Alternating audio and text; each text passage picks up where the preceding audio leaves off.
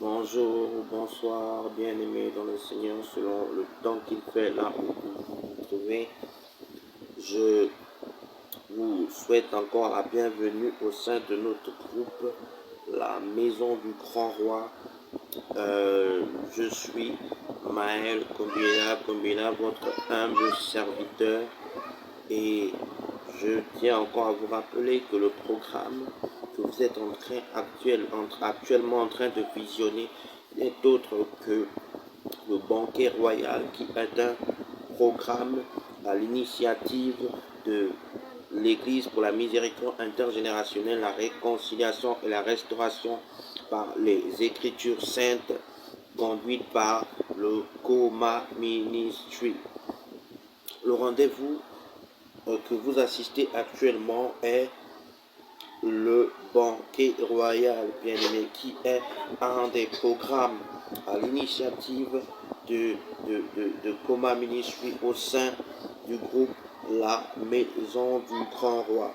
Je tiens encore comme ça à dire bonjour à quelqu'un qui me regarde de l'autre côté de petit écran, à un papa, à une maman, à un frère, à une soeur, à un fils, à une fille, bien entendu, et vous dire encore que je suis très heureux d'être parmi vous, afin que de partager ces moments que nous aurons l'occasion de partager tout à l'heure, des moments spécifiques, bien aimés. Comme je le disais, c'est le banquet royal. Qu'est-ce que c'est le banquet royal, bien aimé? Le banquet royal, c'est tout simplement un programme, une émission au cours de laquelle le peuple de Dieu, les enfants de Dieu, les créatures de Dieu ont l'occasion de partager ensemble quelque chose de bon, ont l'occasion, n'est-ce pas, de se regrouper, de se réunir autour d'un thème qui est développé afin davantage de, de vous restaurer spirituellement, afin davantage de renouveler votre intelligence, afin davantage de renforcer, sinon de consolider vos capacités naturelles, bien-aimés. Et ce programme, comme j'ai pour habitude de le dire, a été institué, est désormais institué tous les dimanches, ou a l'habitude de se dérouler tous les dimanches. Donc chaque fois que vous aurez l'occasion, n'est-ce pas, de regarder votre humble serviteur ou une des vidéos de votre humble serviteur, sachez tout simplement que c'est certainement, sinon très probablement, l'un des dimanches du mois. Et dans le cadre de notre rendez-vous bien-aimé du banquet royal, bien-aimé, nous allons déguster un thème qui vous a été concocté au sein de la Maison du Grand Roi. Ce thème, c'est un thème qui me tient particulièrement à cœur. Ce thème, c'est un thème que je sais ne vous laissera pas indifférent, bien-aimé. Ce thème, c'est un thème qui m'a davantage été inspiré par l'Éternel Dieu des armées, afin que je puisse finir les partager ici au sein de ce groupe, la Maison du Grand Roi, avec un frère et une sœur, avec un père et une mère, avec un fils et une fille. Ce thème, bien-aimé, ne vous laissera pas indifférent. Je tiens à me répéter encore une fois. Et je voudrais dire à quelqu'un, parce que je crois que ce thème est d'une importance capitale, il serait judicieux pour une personne de ne pas le négliger. Il serait judicieux pour une personne de le prendre en considération. Il serait vraiment, sinon véritablement judicieux pour une personne de le suivre avec une attention particulière, bien-aimé. Ce thème, c'est un thème qui me tient véritablement à cœur. Le thème principal, bien-aimé, de ce que nous aurons l'occasion de développer dans un moment, c'est tout simplement le rêve. Le rêve, bien-aimé. Oui, c'est le rêve que le thème que nous aurons l'occasion de développer durant le temps qui nous est imparti. La sous-thématique, bien aimé, de ce thème n'est autre que de la réalité au rêve. De la réalité au rêve. Je tiens déjà à demander à quelqu'un de le noter quelque part, afin que nous puissions déjà prendre un bon départ. Mais avant que de commencer à développer ce thème, sinon à introduire ce thème, je vais tout simplement nous inviter à nous recueillir afin de prier, afin de recommander ces moments entre les mains de l'Éternel Dieu des armées. Car l'Éternel Dieu des armées, sinon la parole de Dieu déclare que recommande au Seigneur tes projets et ils auront davantage l'occasion de s'accomplir. Éternel Dieu des armées, je te rends grâce et te bénis encore, Seigneur, pour cette journée dominicale. Merci encore, Père éternel, de nous avoir permis de voir le jour. Merci encore, Seigneur, pour la santé que tu nous accordes. Merci encore, éternel Dieu des armées, parce que tu déclares dans ta parole que là où 2 ou 3 sont réunis, tu es présent. Et je crois, éternel Dieu des armées, que nous soyons, peu importe que nous soyons 2 ou 3 à suivre ce message, que nous soyons 5 ou 6 à ce rendez-vous, peu importe le nombre de personnes que nous soyons bien éternel des armées, parce que nous te recommandons ces temps, nous croyons que tu es présent et nous croyons que tu auras davantage l'occasion d'agir dans nos vies, Seigneur, individuelles, mais également dans nos vies collectives. Je te demande encore, Seigneur, pardon pour tout ce que nous avons eu l'occasion d'accomplir et qui vont à l'encontre de ta volonté. Pardonne-nous nos péchés, Seigneur, car devant ta face, nous reconnaissons que nous sommes de pauvres pécheurs, Seigneur. Tu déclares dans ta parole que mon peuple périt faute de connaissance, éternelle Dieu des armées. Nous ne voulons pas mourir parce que la connaissance nous aurait manqué, Seigneur. Voilà pourquoi nous te recommandons encore ces temps d'enseignement. Seigneur, que durant ces temps, tu puisses nous éclairer à travers ton serviteur. Que Seigneur, durant ce temps, tu puisses encore nous parler sur le sujet à l'ordre du jour, sur le sujet du rêve, sur la thématique de la réalité au rêve. Que le message qui soit déclaré durant ces temps puisse davantage quelque chose qui sorte de ta bouche. Je te rends grâce et te bénis encore, Seigneur, pour ces moments et te dis merci, Seigneur, pour un frère et une sœur qui est de l'autre côté du petit écran. D'ores et déjà, nous allons poursuivre, sinon continuer ce rendez-vous du banquet royal, n'est-ce pas? Je disais que le plat que nous avons concocté aujourd'hui, sinon le thème de notre message aujourd'hui, c'est le rêve, bien aimé. Et étant donné que c'est le rêve, nous allons tout simplement introduire ce thème par la grâce de Dieu. Mais avant que d'entrer, sinon de développer la thématique principale qui n'est autre que du rêve à la réalité, nous allons dans un premier temps introduire notre sujet principal du rêve. Qu'est-ce que nous pouvons dire, bien-aimés, s'agissant du rêve? Je voudrais, bien-aimés, dire à quelqu'un qui me regarde de l'autre côté du petit écran que le rêve, bien-aimé, c'est la vie. Je répète, le rêve, bien-aimé, c'est la vie. Qu'est-ce que cela signifie? Cela signifie, bien-aimé, que celui qui ne rêve pas peut être considéré comme biologiquement mort. Celui qui ne rêve pas peut être considéré comme intellectuellement mort. Celui qui ne rêve pas peut être considéré comme spirituellement mort. Le rêve, c'est la vie, bien-aimé. Le rêve, c'est la vie. Et parce que le rêve, c'est la vie, tu ne dois jamais t'interdire de rêver. Quelle que soit la situation que tu vis, tu ne dois jamais t'interdire de rêver. Aujourd'hui, vous savez, bien aimé, il y a des personnes qui ne rêvent plus. Il y a des personnes que les problèmes aujourd'hui empêchent de rêver. Il y a des gens qui sont aujourd'hui totalement dépassés par leurs problèmes de telle sorte qu'ils ont arrêté de rêver. Ils ont arrêté de rêver dans le sens que quelqu'un peut se réveiller le matin et il ne se souvient plus de ce qu'il a rêvé la nuit. Il ne se souvient plus si Dieu lui a parlé durant son sommeil.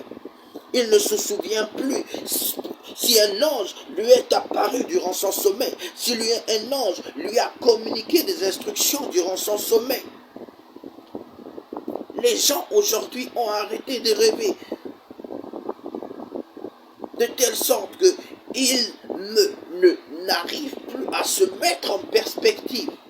Ils ont tellement de problèmes au travail. Ils sont tellement préoccupés par gagner de l'argent, par le fait de gagner de l'argent. Ils sont tellement préoccupés par le fait d'obtenir des promotions qu'ils ont arrêté de rêver.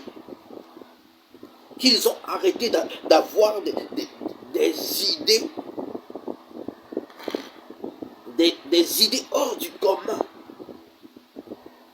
Des gens aujourd'hui sont aujourd'hui noyés dans des problèmes, de telle sorte que les problèmes aujourd'hui leur empêchent de véritablement expérimenter leurs rêves. Les gens ne rêvent plus aujourd'hui, bien-aimés, et c'est un véritable problème. C'est un véritable problème, bien-aimé. Pourquoi toi, tu t'interdis de rêver? Pourquoi penses-tu que quelqu'un a le droit de te dire d'arrêter de rêver? Aujourd'hui, bien-aimé, il y a des personnes qui ont arrêté de rêver parce qu'on leur a dit qu'ils étaient incapables de réaliser certaines choses. Il y a des personnes qui ont arrêté de rêver parce qu'on leur a dit qu'ils n'avaient pas le potentiel pour réaliser certaines choses. Il y a des personnes qui ont arrêté de rêver parce qu'on leur a dit qu'ils n'avaient pas le niveau pour réaliser certaines choses, qu'ils n'avaient pas accompli un certain parcours scolaire pour réaliser certaines choses, qu'ils n'avaient pas le parent qu'il faut ou l'oncle qu'il faut, à la position qu'il faut, bien aimé. Ils ont arrêté de rêver. Et c'est triste. C'est vraiment triste. Qu'est-ce que cela signifie? Cela signifie qu'ils sont en réalité comme des zombies, comme des morts vivants, car je dis et je le répète, celui qui ne rêve pas est biologiquement mort, celui qui ne rêve pas est intellectuellement mort, celui qui ne rêve pas est spirituellement mort. Bien-aimé, Dieu a créé l'homme avec une tête. La tête a une fonction dans tout ce qui concerne l'organisme humain. Dieu a créé un homme avec des bras. Les bras ont une fonction dans tout ce qui concerne l'organisme humain. Dieu a créé l'homme avec chaque organe où il faut et à la place qu'il faut, qui a une fonction bien spécifique. Il y a des fonctions biologiques que nous connaissons, mais il y a également cette fonction du rêve avec laquelle Dieu a créé l'homme. Il ne l'a pas créé pour rien. Dieu t'a donné le pouvoir de rêver, bien-aimé. Rêver, c'est un pouvoir. Rêver, c'est un pouvoir. Rêver, c'est un moyen extraordinaire qui te permet de sortir de la réalité dans laquelle tu vis pour te projeter là où Dieu veut davantage que tu seras. Tu ne dois pas t'interdire de rêver, bien-aimé. Pourquoi? Qui t'a menti? Vous savez, à travers le rêve, Dieu peut parler à quelqu'un. À travers le rêve, Dieu peut dire à quelqu'un ce qu'il sera davantage demain. Nous avons dans la Bible, bien aimé, l'exemple de Joseph qui avait fait un songe, bien aimé, qui avait reçu une vision dans laquelle Dieu lui promettait davantage ce qu'il sera demain. À travers le rêve, bien aimé, Dieu te communique des choses. À travers le rêve, bien aimé, Dieu te permet d'expérimenter des choses. Tous les rêves ne sont pas à négliger, bien aimé. Ce ne sont pas tous les rêves que tu vas prendre à la légère. Ce ne sont pas tous les rêves que tu vas communiquer à tout le monde. Non. Il y a des rêves que Dieu te communique parce qu'il veut te montrer à toi personnellement qu'il agira puissamment dans ta vie. Il y a des rêves que Dieu te communique parce qu'il veut te rassurer quant aux victoires de demain. Il y a des rêves que Dieu te communique aujourd'hui parce qu'il veut que tu aies une totale confiance en lui. Mais ce n'est pas parce que Dieu te montre des choses, bien-aimé, que tu vas aller le raconter à tout le monde. Dieu t'a montré que tu seras grand demain. Est-ce que tu es obligé de le dire à quelqu'un? Ce n'est pas tous les rêves que l'on partage, bien-aimé. Regardez l'histoire de Joseph. Dieu lui a donné une vision. Dieu lui a montré un songe dans lequel il aura davantage l'occasion d'être élevé au sein de la maison de Jacob. Pendant que Dieu montrait cette vision à Joseph, il n'a pas dit à Joseph de partager cette vision à ses frères. Il n'a pas dit à Joseph de dire à ses frères que demain, il sera élevé au sein de la maison de leur père. Ce n'est pas tous les rêves qu'on communique qui vous a menti. Vous savez, de la même manière qu'on dit que le bonheur des uns fait le malheur des autres, le songe des uns peut devenir le cauchemar des autres. Est-ce que quelqu'un me comprend? J'ai dit de la même manière que l'on dit que le bonheur des uns fait le malheur des autres, tu dois comprendre, tu dois bien arriver à comprendre que le songe des uns doit un peu davantage être le cauchemar des autres. Ce n'est pas parce que Dieu t'a montré quelque chose que tu es amené à le communiquer systématiquement à tout le monde. Nous n'avons pas tous les mêmes esprits, bien-aimés. Vous savez, nous partageons tous la même réalité, mais nous ne partageons pas tous les mêmes rêves. Je dis, nous partageons tous la même réalité et nous ne partageons pas tous les mêmes rêves. Joseph partageait la même réalité que ses frères, bien-aimés. Joseph partageait la même réalité que son père, bien-aimé. Mais Joseph n'avait pas reçu la même vision que son père.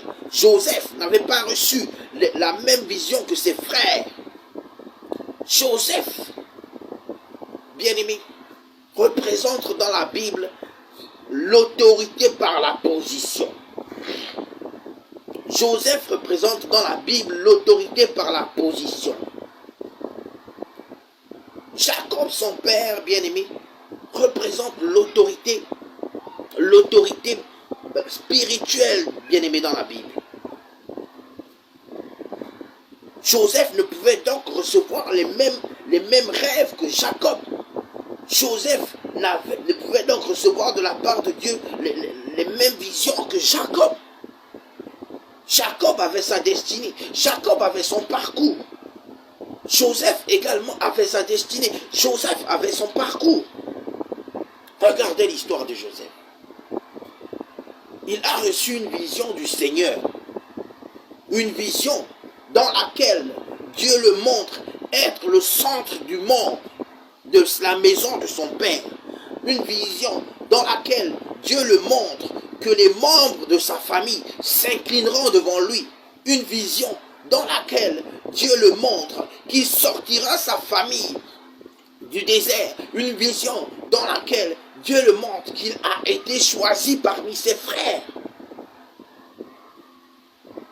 Ce n'est pas un homme qu'il avait choisi, bien-aimé. Ce n'est pas son père qui l'a choisi, bien-aimé. Ce n'est pas son frère qui l'a choisi, bien-aimé. Mais c'est Dieu qui l'avait mis à part pour ensuite élever davantage la maison de son père. Joseph n'était pas Jacob, bien-aimé, mais Joseph avait reçu une vision. Joseph avait expérimenté un songe, bien-aimé.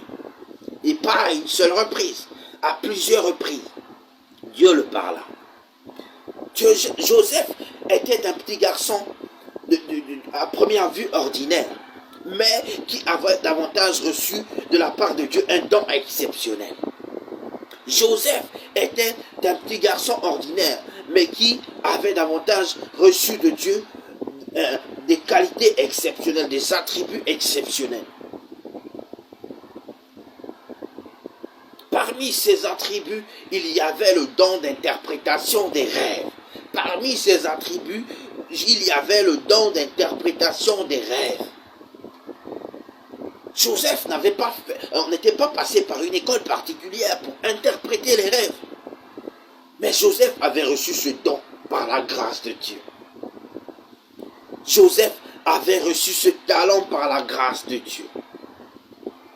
Il avait reçu ce talent de la part de Dieu, car Dieu savait qu'un jour, il en aura besoin pour être élevé au sein de sa maison, qu'il en aura besoin pour être élevé dans son pays, qu'il en aura besoin pour même être élevé dans le pays de ses ennemis. Joseph avait reçu le don d'interprétation des rêves. Combien parmi vous aujourd'hui rêvent? Combien parmi vous aujourd'hui arrivent à faire même la différence entre un songe bien-aimé, un songe et un rêve ordinaire? Un songe, c'est-à-dire un rêve dans lequel Dieu te parle par le canal d'un ange. Un songe, c'est-à-dire un rêve dans lequel Dieu a davantage l'occasion de t'avertir par rapport à quelque chose. Un rêve dans lequel Dieu a davantage l'occasion de te dire ce qui est, ce qui a été ou ce qui sera. Combien parmi vous Dieu parle encore aujourd'hui à travers des songes? Pose-toi la question. Dieu me parle. Est-ce que Dieu me parle encore aujourd'hui à travers les songes? Est-ce que Dieu me parle encore aujourd'hui? Combien parmi vous, bien-aimés, ont oublié de rêver, ne se souviennent plus d'avoir rêvé? Vous savez, Dieu parle réellement à travers les songes. Et pour moi, ce ne sont pas que des mots. C'est une expérience que j'ai davantage eu l'occasion de vivre. C'est une expérience que Dieu m'a donné l'occasion d'expérimenter. Et je voudrais, bien aimé, partager ce témoignage avec vous aujourd'hui. Le partager encore une fois avec vous pour ceux qui ont déjà eu l'occasion d'écouter mon témoignage. Ce témoignage, je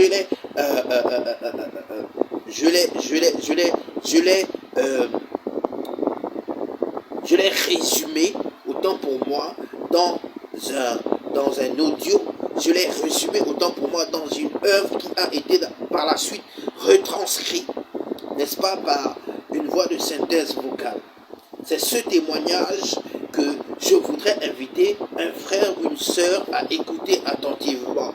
C'est le témoignage du songe que Dieu m'a donné l'occasion d'expérimenter, que je voudrais partager pour l'histoire avec toi, mon frère, avec toi, ma sœur qui m'écoute et qui me regarde, avec toi, mon père, avec toi, ma mère qui m'écoute et qui me regarde. Je t'invite à écouter attentivement ce témoignage et on se retrouve juste après pour la suite de notre programme glorieux et puissant. Je t'invite à écouter mon témoignage, le témoignage de Maël Komila, intitulé Mon témoignage avec Dieu. Je te l'invite à l'écouter encore une fois et on se retrouve juste après.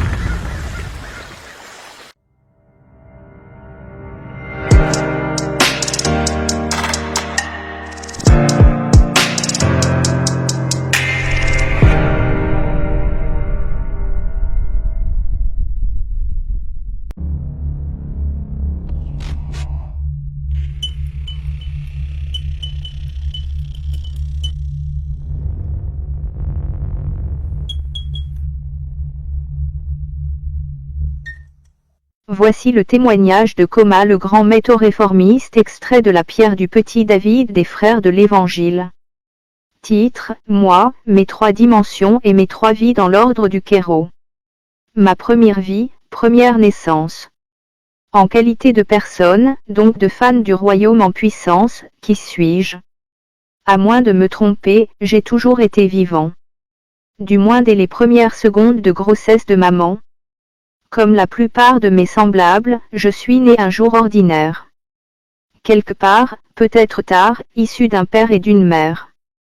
Avant, j'ai jamais trop réfléchi sur la façon de prendre la vie.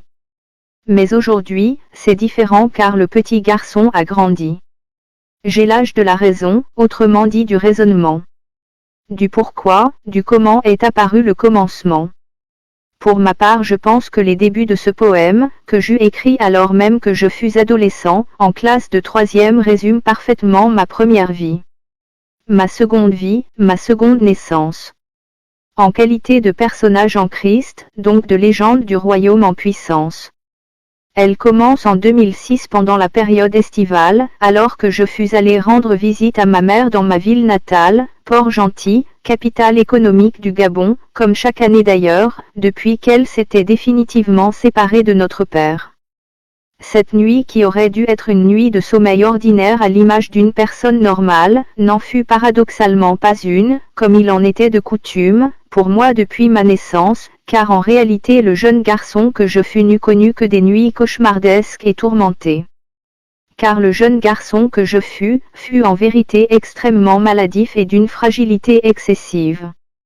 Et cela faisait passer bien évidemment des nuits blanches et des jours noirs à maman, à chaque fois qu'il m'arrivait de faire des crises. En effet, le corps médical m'ayant diagnostiqué très tôt le palu dans le sang, j'étais souvent victime de crises paludéennes durant plusieurs années, sans que l'on ne puisse me donner un traitement curatif définitif efficace.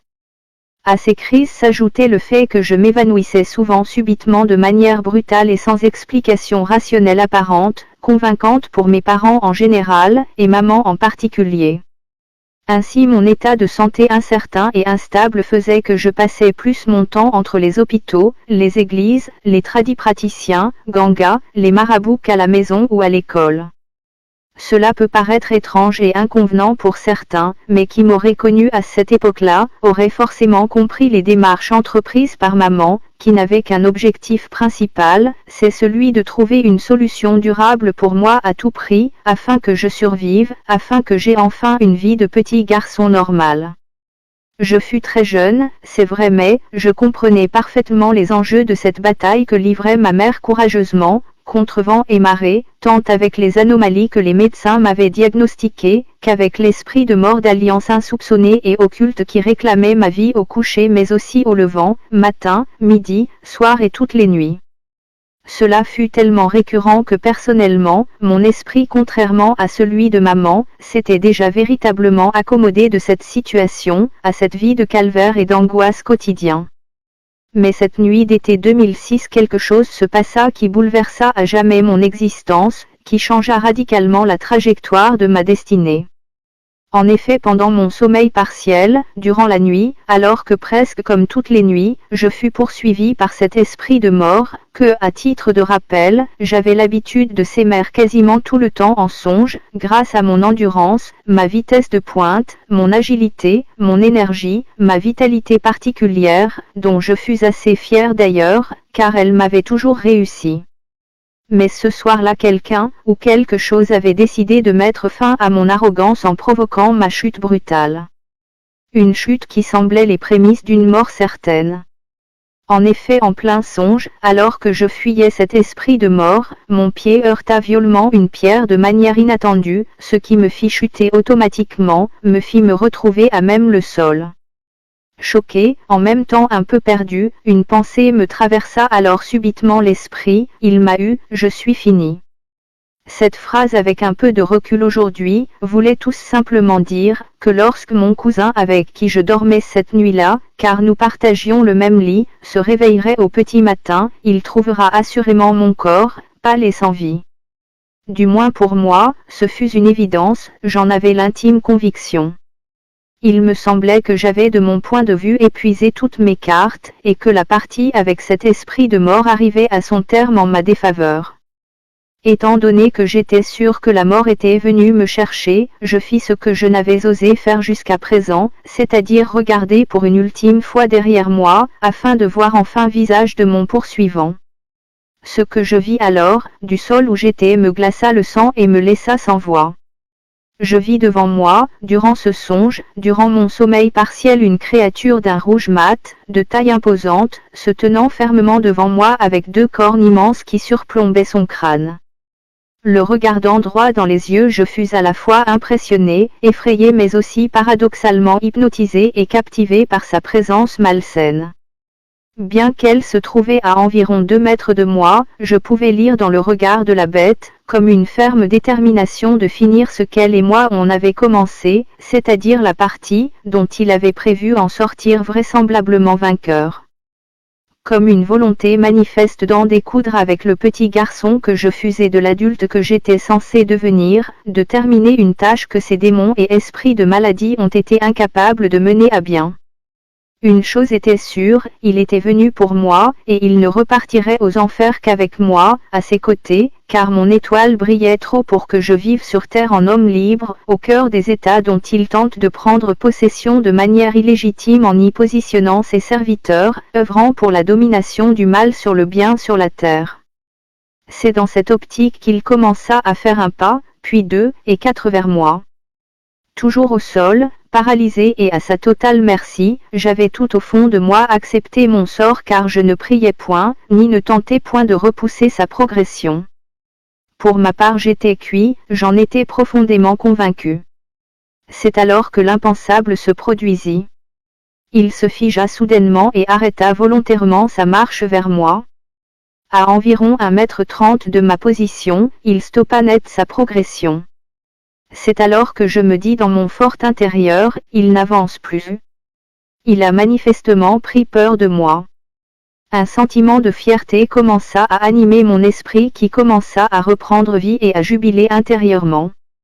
Puis, à l'instant où je commençais à me réjouir de ma supposée influence face à la bête, du bas de mon sol où j'étais accroupi, et qu'un léger sourire se dessina progressivement sur mon visage, je sentis une pression à ma main droite devant moi, qui me fit sursauter de l'intérieur de moi-même. D'un mouvement sec mon regard se tourna devant moi, je vis ce que je n'aurais jamais espéré voir de mon vivant, surtout à ce moment précis.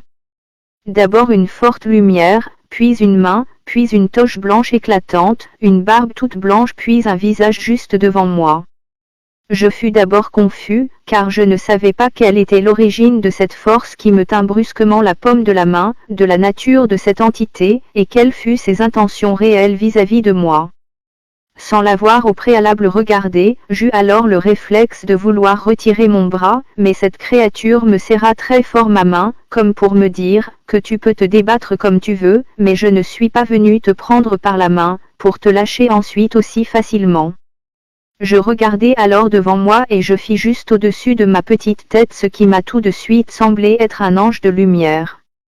Si on me posait la question de savoir si j'en avais déjà vu, tout de suite je répondrais que non. La seule idée que j'avais des anges c'est bien sûr les descriptions que nous fait la Bible sur ces êtres au service de Dieu, mais également la manière dont certaines sociétés religieuses nous les présentent, à travers les fresques dans certaines chapelles et autres sites religieux. Pour la petite histoire, avant cet événement j'avais développé comme une forme de rejet de toutes ces représentations, car mon constat fut que tous ces anges que nous présentaient ces fresques étaient toujours des blancs et jamais des noirs. Il me paraissait évident que ceci était comme une forme de racisme et discrimination religieuse qui avait pour but que de renforcer la domination blanche sur le peuple noir. Pour dire clair avec du recul, je pense qu'avant cet événement, j'étais inconsciemment moi-même devenu raciste, mais anti-blanc. Or ce jour-là, Dieu en me faisant expérimenter cette rencontre surnaturelle, changea définitivement ma vision, et pouvait me dire qu'en réalité fils tu dois comprendre que l'esprit n'a point de couleur. Et que de manière évidente j'empruntais une mauvaise voie en voulant penser autrement. Aussi, lorsque mon regard se tourna une ultime fois derrière moi, quand une pensée me traversa l'esprit. Je me dis, tu dois faire un choix. Soit tu regardes définitivement derrière, c'est-à-dire vers ton passé qui est symbolisé par le mal, la bête en l'occurrence, soit tu regardes vers l'avant et tu te laisses conduire par cette créature, qui semble être sans l'ombre d'un doute, un ange envoyé par Dieu pour m'emmener vers une destinée glorieuse et puissante. Ma réflexion ne dura que quelques secondes, mais cela me parut pourtant être une éternité. Quel aurait été votre choix, si vous étiez le jeune garçon innocent, que je fus et qui n'avait rien à se reprocher? Quoi qu'il en soit, ma réponse n'a pas tardé. J'ai alors arrêté d'opposer résistance de la main, ce que l'ange qui la tenait, a de toute évidence interprété comme le fait, que je disposais mon corps et décidais de le suivre de mon propre chef. Pendant que j'adoucissais ma posture vis-à-vis de lui, mon regard se dirigea juste devant nous, à environ un peu plus d'1 kilomètre. De ma position je pouvais apercevoir ce qui ressemblait à un bungalow dans lequel brillait une forte lumière d'un blanc pur et éclatant. C'est alors qu'en un éclair, en moins d'1 seconde, par je ne sais quel processus, l'ange se déplaça avec moi, toujours accroupi, de ma position d'origine jusqu'à ce point précis. Je fus dans tous mes états, j'étais en extase car je vivais, j'en étais quasiment sûr, quelque chose d'unique, d'exceptionnel, d'extraordinaire qui changera ma vie, mon existence profonde à jamais. Et là, une fois devant la maisonnée, il me positionna juste à l'entrée. De là je pouvais clairement apercevoir une cuvette en état de lévitation, qui flottait dans l'air, juste au centre de la structure de forme circulaire et d'environ 3 mètres de diamètre. Sans tarder, il recula d'abord d'1, puis 2 pas en arrière, fit un geste délicat de sa main droite qui consistait à tendre sa main vers la cuvette, puis à l'orienter juste sur le dessus de mon petit crâne avant de la baisser. Ce mouvement canalisé, et télékinésique de toute évidence, ordonna au récipient de verser tout son contenu sur moi. Ce qui se fit, ce qui se produisit à l'instant même. Et là, c'était l'apothéose, en moi, j'étais dans une jouissance insoupçonnée, que je n'aurais jamais ni imaginé, ni pensé expérimenter de mon vivant. J'étais littéralement au paradis, car je me sentais sanctifié, purifié, lavé de tous mes maux, de toute maladie et même de tout esprit impur. C'était clairement une délivrance pour moi. Le mot qui, je pense, peut tenter approximativement de résumer toutes les émotions touchait mon être, l'homme ou l'humain en moi est liberté. Liberté de sang, liberté de chair et liberté d'esprit. Je pourrais passer des heures à tenter de vous expliquer ce qui m'arrivait, mais au fond, j'aime à penser qu'en réalité tout cela fut véritablement inexplicable, mais une grâce divine. Bien que cela mît à peine que quelques secondes, il me semblait que le temps s'était arrêté. Plus rien sur la terre ne me semblait important que mon Dieu, que cet instant présent. Et même si je ne comprenais pas vraiment ce qui m'arrivait à l'instant, je fus néanmoins, que ce qui se déroulait sous mes yeux à ce moment-là c'était ma seconde naissance. Aujourd'hui encore je suis extrêmement et reconnaissant dans mon fort intérieur envers le Dieu créateur, et envers son Fils Jésus-Christ, pour ma nouvelle vie. Par ailleurs à la seconde où cet ange qui me fit du bien au nom du Seigneur, eut fini de me baigner de cette substance miracle, il remit le récipient au-dessus de ma tête à sa position initiale, et se retourna mécaniquement comme un soldat, qui venait d'achever sa mission, et devait retourner vers son maître pour lui faire au plus vite un rapport précis sur le déroulé de sa mission. Il adopta alors une posture de départ, se mit en marche, me laissant au sol jouissant de tout mon être, de ma bénédiction. Lorsque je me rendis compte qu'il s'en alla véritablement, je m'écriai au sol d'un ton ému et reconnaissant, « Et toi, quel est ton nom ?» Mais il ne se retourna point et continua sa marche. Je me répétai plus fort, en me mettant à genoux. Et là il jeta son regard vers moi, sans dire un mot, en acquiesçant négativement de la tête, comme pour me dire, que je n'avais pas le droit de me mettre à genoux devant lui, car il est avant tout un serviteur. Puis, il se tourna de nouveau. Je me rendis compte à ce moment-là, que son dos abritait 2 grandes et majestueuses ailes, qu'il déploya comme s'il s'apprêtait à s'envoler. Je me criai encore, mais cette fois-ci avec plus d'autorité, « Donne-moi ton nom !» Et là alors qu'il se trouvait à environ 5 mètres de distance de moi, il me dit d'un ton bas, avec un accent caucasien, ce qui me semblait être Gabriel. puis il se retourna, il ouvrit mécaniquement ses ailes et s'envola, comme par magie vers le ciel, avant d'entrer dans ce qui me semblait être une boule de lumière dans les nuages. Une fois qu'il eut tassé cette porte dans l'espace, elle se referma, et je me dis au fond de moi, qu'est-ce que je suis en train de vivre là? À la seconde où je l'eus pensé, je me réveillai aussitôt sur mon lit. Mon cousin n'était plus à côté de moi car il faisait déjà jour. Je sentais une forte énergie en moi. Je ne me levai pas tout de suite car je me demandais, qu'est-ce qui vient de se passer, pourquoi moi? Est-ce que cet acte signifie que je dois maintenant exclusivement servir Dieu? Est-ce que je vais peut-être devoir abandonner mon projet de devenir un grand rappeur à international? Car c'était initialement mon rêve, c'est-à-dire que dans mon plan, j'avais prévu de percer dans la musique, être mondialement reconnu, finir jeune, riche et célèbre. Et après ça, une fois que j'aurai fait ce que je voulais, je pourrai maintenant consacrer ma vie à servir Dieu. Mais visiblement, mon plan ne fut pas le plan initial de Dieu. Et à cet instant, dans ma tête, j'ai tout de suite pensé qu'il fallait que j'en parle à mon grand frère. À l'époque, cela ne faisait pas longtemps qu'il venait de se convertir. Après tout, me suis-je dit, étant donné contrairement à moi qui me suis toujours concentré exclusivement sur les études, l'art et la musique, c'est lui qui s'est converti avant moi, c'est lui qui est le plus régulier à l'église, c'est lui qui prie beaucoup, donc il saura forcément quoi me dire. Je suis sorti de la chambre qui se trouvait à l'extérieur de la maison principale, et me suis rendu au salon de la maison principale. Il faisait environ 8 heures passées. Mon frère était assis là devant la table, en train de préparer ses programmes d'organisation d'événements évangéliques comme d'habitude, car Dieu et l'amour des âmes ont toujours été sa principale préoccupation. C'est alors que je me suis confié à lui. Il m'a sagement écouté un moment, avant de m'orienter vers un autre homme de Dieu. Dans une assemblée chrétienne au quartier Matanda, portant dénomination d'Assemblée des Saints. Je me souviens très bien de ce jour, car ce fut un dimanche matin. Je tenais à comprendre ce qui m'arrivait. Alors je me suis rendu sur place, où l'homme de Dieu m'a effectivement reçu après le culte matinal. Il m'a longuement entretenu et écouté avec attention, avant de me révéler le sens du songe que j'avais fait la veille. Et moi de le demander, pourquoi m'a-t-il choisi moi, qui vais difficilement à l'église, moi qui ne suis pas régulier dans la prière, moi qui ne prêchais pas son évangile, moi encore qui ne recherchais également que la connaissance suprême du monde, et désirais avant toute chose comprendre le monde, et l'interpréter que par la science et le raisonnement rationnel. À ces interrogations, savez-vous ce qu'il m'a répondu, bien-aimé dans le Seigneur?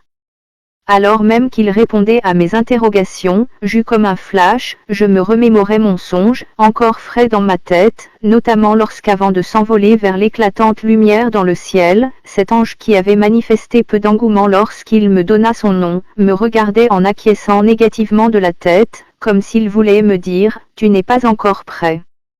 Mais prêt pourquoi, me demandai-je? Pour communiquer avec lui, pour aller au ciel. Prêt pourquoi?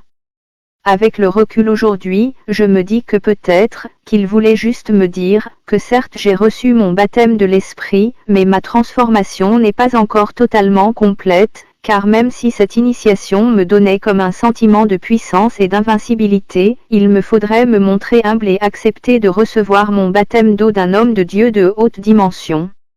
Là alors mon alliance personnelle avec Dieu sera scellée en Jésus-Christ, qui est non seulement le chemin et la vérité, mais aussi l'être qui fera de moi, le maître des clés, c'est-à-dire l'une des portes d'accès d'entrée au ciel partant d'une nouvelle terre. Ma troisième vie, troisième naissance. En qualité de personnalité, donc de célébrité en Christ en puissance.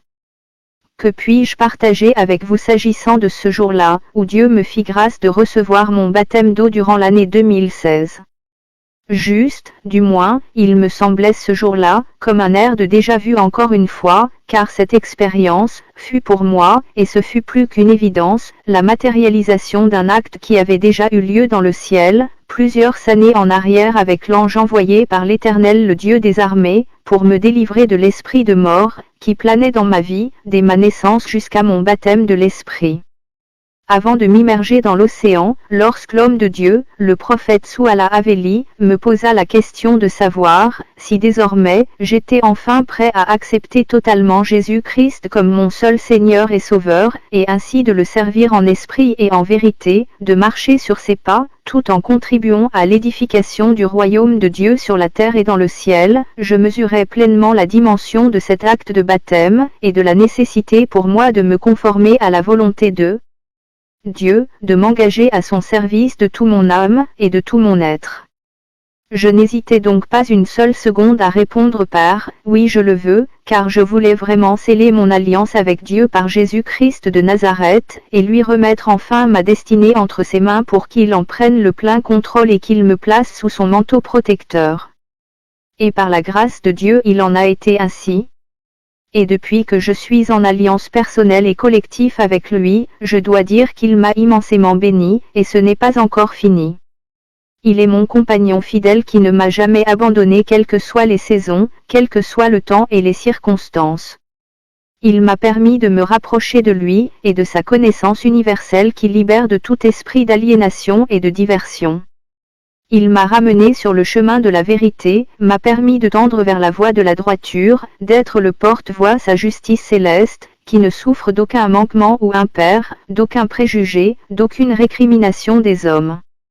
Aujourd'hui encore je me plais de le servir chaque jour que Dieu fait, et d'être un personnage qui compte dans la maison du grand roi, mais surtout sur qui le monde peut davantage compter. En m'introduisant dans son intimité, au plus près du Père, Jésus-Christ m'a permis, non seulement de me connecter à sa grâce, mais en plus, que me soient révélés des mystères cachés, dont je suis aujourd'hui l'un des gardiens et fervents défenseurs.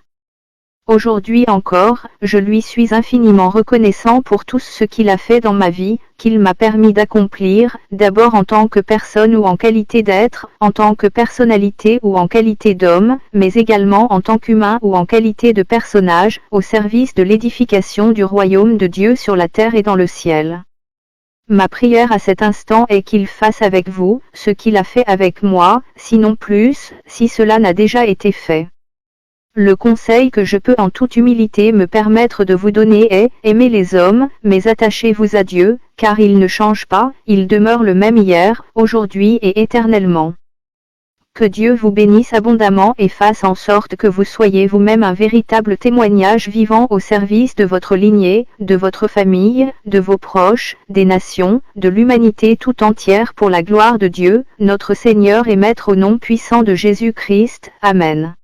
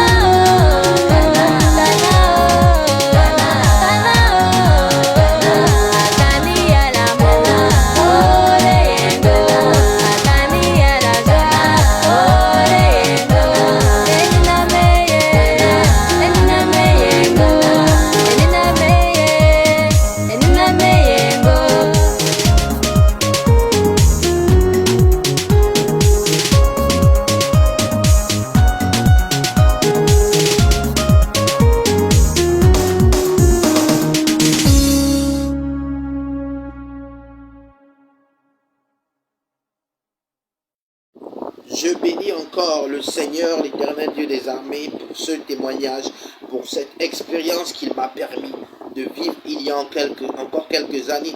Et je le bénis encore de m'avoir donné les facultés, toutes les capacités pour retranscrire cela, afin de le partager en live avec un frère, afin de le partager en live avec une sœur, afin de le partager en direct avec un père, avec une mère, avec un enfant, avec une fille, avec un fils dans le Seigneur. Je crois que ce témoignage aura davantage l'occasion de glorifier le nom de l'Éternel Dieu des armées, qu'à travers ce témoignage, certaines personnes se reconnaîtront, que ce témoignage permettra, encouragera un homme ou une femme à également retranscrire son témoignage et à le partager autour de lui, à le partager dans tous les réseaux sociaux, là où la parole de Dieu aura davantage l'occasion de se faire entendre. Tout cela, c'est au bénéfice du royaume de Dieu. Tout cela, c'est au bénéfice de la maison de Dieu. Et pour poursuivre, sinon pour rester dans notre thématique du rêve, je voudrais tout simplement dire à quelqu'un qu'il y a principalement 3 types de rêves, bien aimés. Et c'est important de le savoir. Aujourd'hui, il a été démontré qu'il existe principalement 3 types de rêves. Premièrement, il y a le rêve que l'on appelle le rêve créatif. Je te prie de prendre ton stylo et de le noter quelque part, ça pourra t'aider pour demain. Il y a le rêve créatif. À côté du rêve créatif, nous avons le rêve prémonitoire. Et à côté du rêve prémonitoire, nous avons, bien aimé, le rêve lucide. Je répète, il y a 3 types de rêves. Le rêve créatif, premièrement, le rêve prémonitoire, deuxièmement, et troisièmement, le rêve lucide.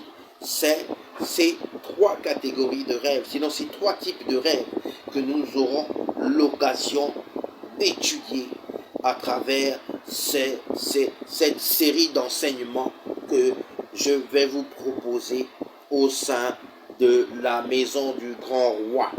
Au sein de la maison du grand roi, tous les dimanches désormais que je vais proposer, ce sera bien évidemment une série d'enseignements. Ce ne sera pas qu'un seul enseignement, parce qu'en réalité, on ne peut vous transmettre, vous partager ces enseignements en une seule fois. Nous n'avons pas le temps nécessaire. Le temps nous est imparti, bien évidemment. Donc, je pense que celui qui sera patient et qui saura se montrer solidaire et régulier dans la visite de notre groupe aura davantage l'occasion de rentrer en possession de ces enseignements. Pour l'or, dis-toi tout simplement qu'aujourd'hui c'était juste une introduction, c'était juste une aperçu pour montrer à quelqu'un l'importance du rêve, pour montrer à quelqu'un la dimension que peut prendre le rêve, et pour montrer à quelqu'un qu'il est important de rêver. Sur ce, je voudrais tout simplement encore une fois vous inviter à recommander notre départ de la même manière que nous avons recommandé notre réunion. Nous recommandons notre départ entre les mains de Dieu.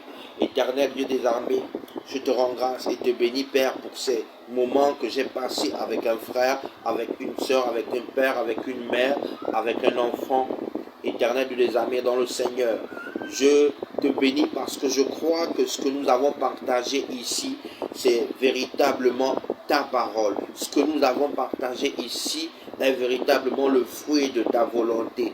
Je crois, je vois et j'ai la certitude que ce qui a été relâché aujourd'hui n'est pas tombé dans les oreilles de sourds. Que ce qui a été relâché aujourd'hui aura l'occasion de germer dans le cœur de quelqu'un et d'éclore dans le cœur et dans l'esprit de quelqu'un pour la gloire de ton Saint-Nom, Père.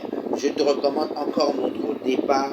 Je bénis mon frère et je bénis ma soeur qui a écouté ce message et je les encourage à se le repasser afin de s'imprégner véritablement de la substance libérée dans les profondeurs de ce message, de la substance, de la quintessence de ce message, Père. Je te rends grâce et te bénis encore pour la vie. Merci Seigneur pour la maison du grand roi. Merci Seigneur pour l'église, pour la miséricorde intergénérationnelle, la réconciliation et la restauration par les Écritures saintes. Merci Seigneur pour le Coma Ministry. Merci Seigneur pour la chapelle du guide chrétien. Sur ce, je vous dis tout simplement bye bye, à bientôt et à dimanche prochain. Au revoir, bye bye, ciao.